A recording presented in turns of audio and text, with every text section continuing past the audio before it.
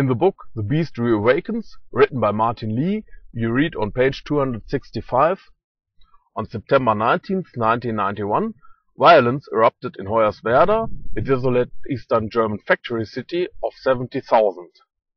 The trouble began when a gang of unemployed skinheads pelted a hostel for Asians and African guest workers with rocks, beer bottles and Molotov cocktails. As news of the assault spread through the region, the Deutsche Alternative and other ultra-right-wing groups quickly mobilized their troops.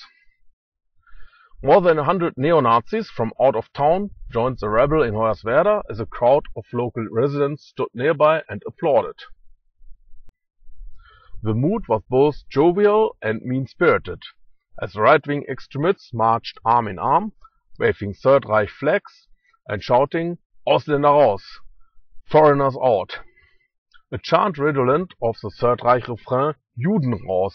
"Jews out!"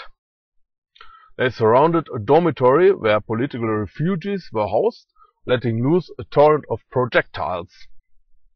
When some of the asylum seekers tried to escape, they were beaten mercilessly by the mob.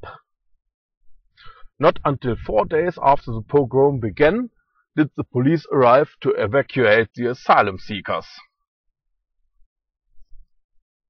Having tasted blood, the Deutsche mob was not easily sated. Neo-Nazis went ballistic, stabbing immigrants on street corners, burning children to death in their homes, and beating up non-Germans in dozens of cities and towns. It was as if an ugly, prurient glee had been unleashed throughout the country. Attacks on dark-skinned foreigners were particularly brutal, resulting in several fatalities. According to official sources, there were 1,483 violent racist incidents in 1991, a tenfold increase over the combined figure for the two Germanys during the previous year. But Chancellor Kohl maintained that there was no cause for alarm. His government continually downplayed the dangers of right-wing extremism and censored those who dissented from the party line, which went as follows.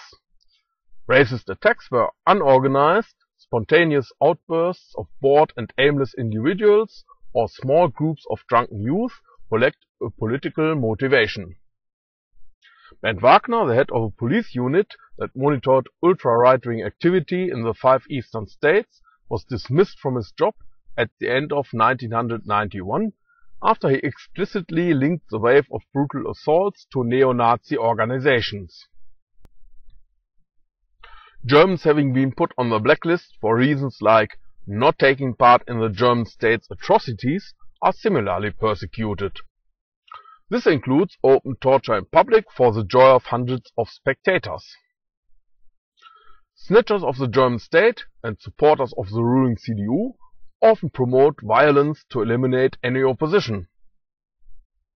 The only difference to non-Germans being persecuted, tortured or assassinated is that a large number of Germans see this as completely normal, because they have been systematically accustomed by the German administration to the crimes committed by their state's agencies.